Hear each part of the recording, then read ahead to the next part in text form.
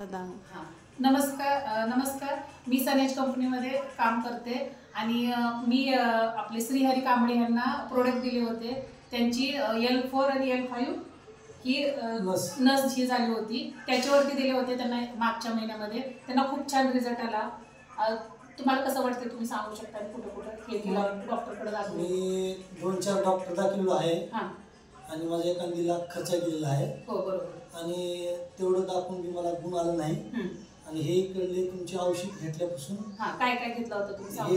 हे protein powder, नंतर हे आकाई सोना घेतलोय. हे काय टॅबलेट्स दिले होते? टॅबलेट एवढे दिले होते ते घेतलो व्यवस्थित. मला चांगला फरक वाटतोय. आता हे तुमचा दुसरा महिना हे घेते.